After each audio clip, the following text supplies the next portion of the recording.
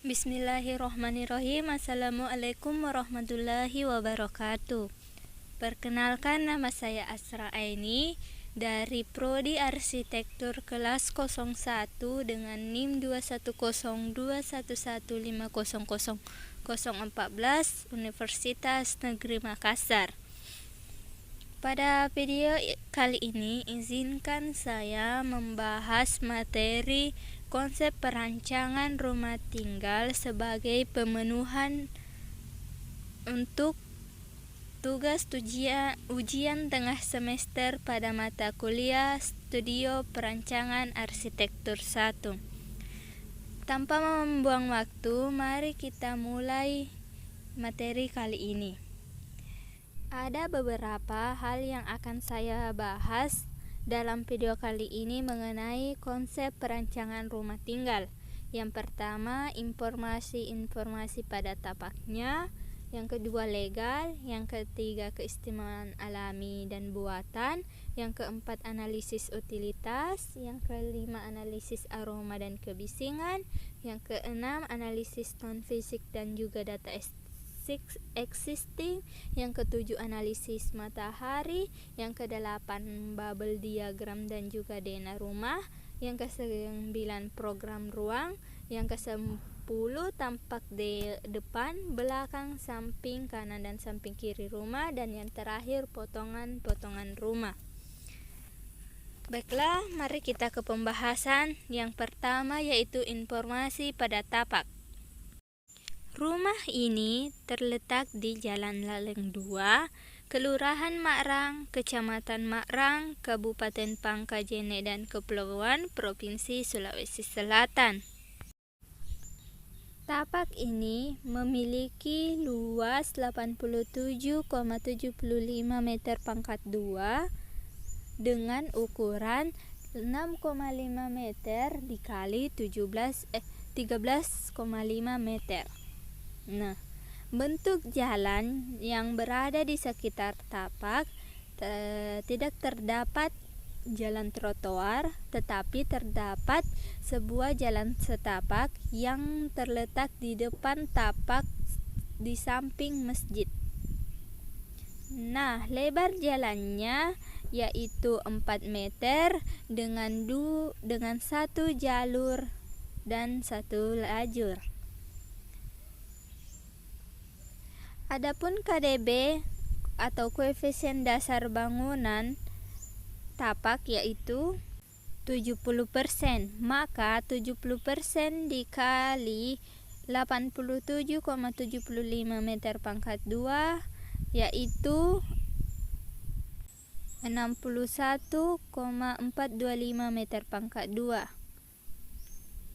KLB bangunan sesuai dengan yang ada pada Peraturan Daerah Kabupaten Pangkep Nomor 8 Tahun 2011 Bab 6 Pasal 8 bahwa koefisien luas bangunan untuk ukuran 87,75 meter pangkat 2 yaitu 0,50.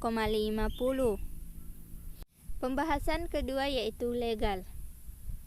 Inputnya yaitu tujuan untuk mendapatkan tapak dengan kriteria terbaik berdasarkan fasilitas lingkungan, aksesibilitas, utilitas, serta fungsi bangunan tersebut. Dasar pertimbangannya karena sesuai dengan peraturan daerah RT RW, potensi, aksesibilitas, utilitas lingkungan, kesesuaian dengan lingkungan. Adapun kriteria tapaknya, lingkungan sekitar tapak yang mendukung keberadaan bangunan, terdapat beberapa tanah kosong yang ditumbuhi tanaman jeruk di sekitar tapak, dan juga fasilitas-fasilitas yang ada di sekitar bangunan.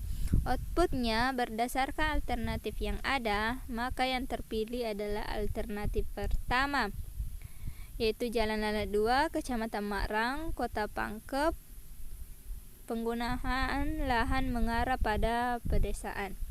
Nah, di sini alternatif yang diambil yaitu di Jalan Laleng 2.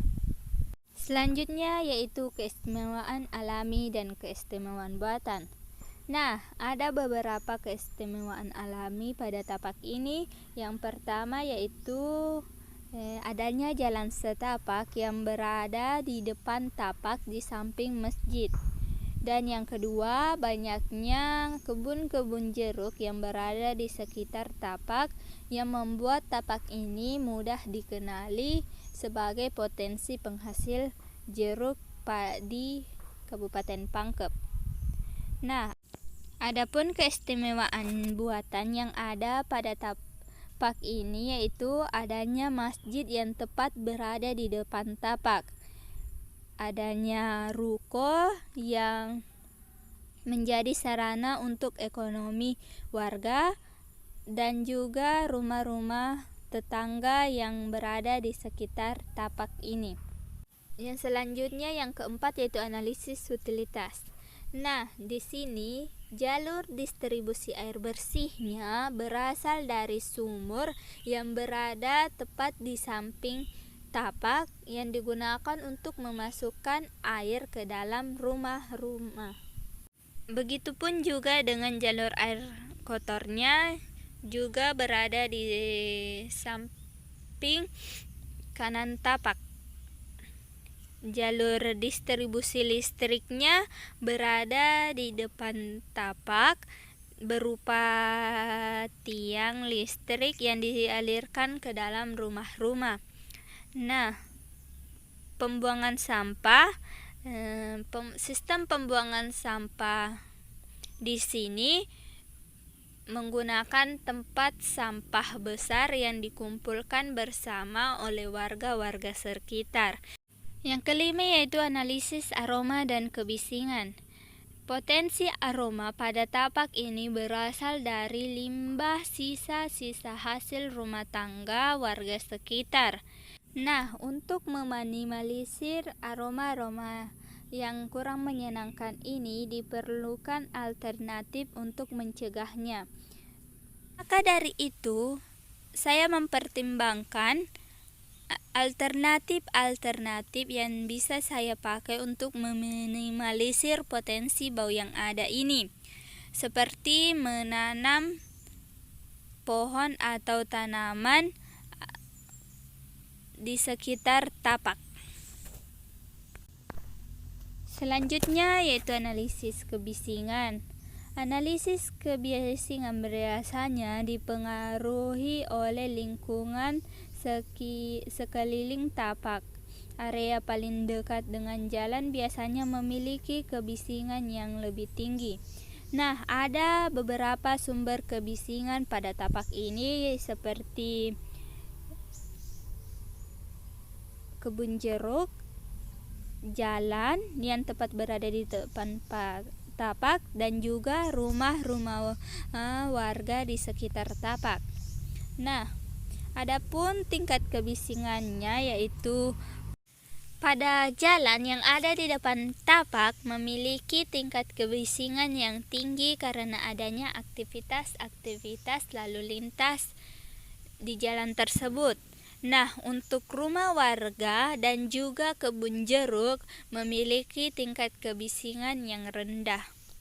Nah, karena adanya kebisingan tingkat tinggi yang ada pada tapak ini, maka saya memutuskan untuk menggunakan alternatif memperbanyak bukaan pada rumah sehingga dapat meminimalisir kebisingan-kebisingan ini. Selanjutnya yaitu informasi non-fisik. Ada beberapa pola-pola yang terjadi pada tapak ini. Nah, yang pertama yaitu pola keagamaan, ditandai dengan adanya bangunan masjid sebagai tempat untuk melakukan ibadah bagi warga sekitar. Nah, yang kedua pola sosial, ditandai dengan rumah-rumah warga yang saling berdekatan sehingga memudahkan warga-warga untuk melakukan komunikasi dengan mudah.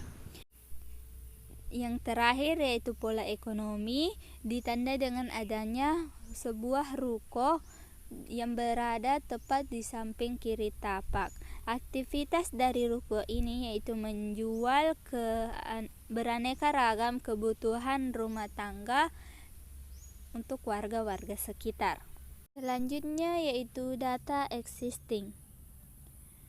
Pada sebelah utara tapak terdapat rumah warga, tepatnya di sebelah kiri jalan umum warga sekitar tapak. Di sebelah barat terdapat masjid. Masjid ini merupakan tempat beribadah satu-satunya di sekitar tapak yang mudah diakses karena dekat dengan jalan umum warga. Nah, di sebelah timur terdapat rumah warga, tepatnya di sebelah kanan jalan umum. Rumah ini salah satu bangunan yang terdekat dengan tapak dan ruko yang berada di sebelah selatan tapak. Ruko ini tempat perbelanjaan warga sekitar tapak. Ruko ini menyediakan berbagai kebutuhan warga. Selanjutnya yaitu analisa matahari. Nah, inputnya yaitu rumah yang dipilih untuk membuat analisa matahari adalah sesuai dengan rumah yang dipilih pada konsep pemilihan lokasi rumah. Tujuannya untuk mendapatkan sebuah rumah yang mendapatkan pencahayaan alami sesuai kriteria yang diinginkan. Adapun dasar pertimbangan pemilihannya yaitu bukaan pada bangunan, pencahayaan alami, dan potensi dan juga penunjangnya. Adapun alternatif yang digunakan yaitu alternatif pertama memperbanyak bukaan satu pada bangunan, dan alternatif yang kedua yaitu menanam pohon di sekitar tapak untuk menghalangi matahari langsung ke bangunan. Maka dari hal ini saya mempertimbangkan untuk menggunakan kedua alternatif ini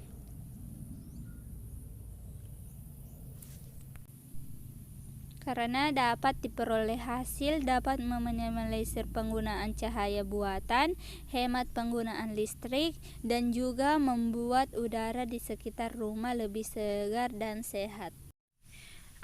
Selanjutnya itu kebutuhan ruang.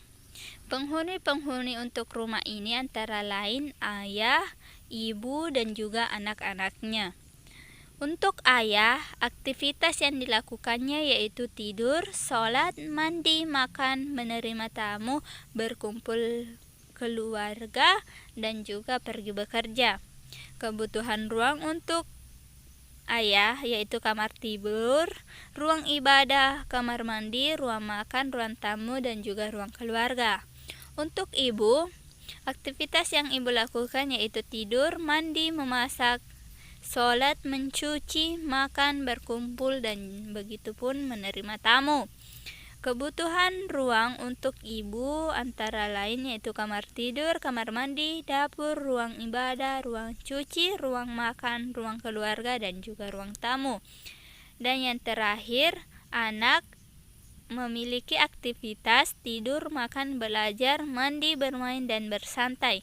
Adapun kebutuhan ruang yang dibutuhkan yaitu kamar tidur, ruang makan, ruang belajar, kamar mandi, area bermain, dan juga ruang keluarga. Selanjutnya bubble diagram dan denah.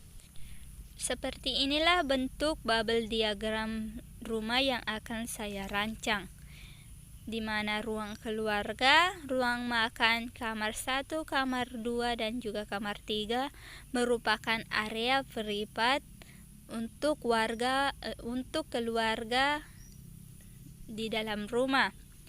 Dapur juga merupakan ruang privat yang bisa diakses oleh anggota rumah.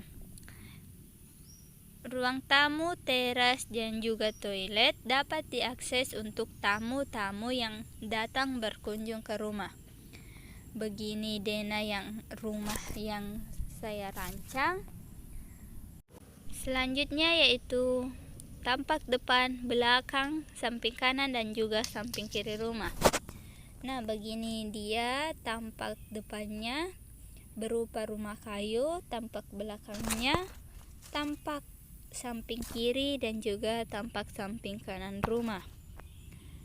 Oke, yang terakhir yaitu potongan AA dan juga potongan BB untuk rumah. Sekian dan terima kasih pembahasan dari saya. Lebih dan kurangnya mohon dimaafkan. Wassalamualaikum warahmatullahi wabarakatuh.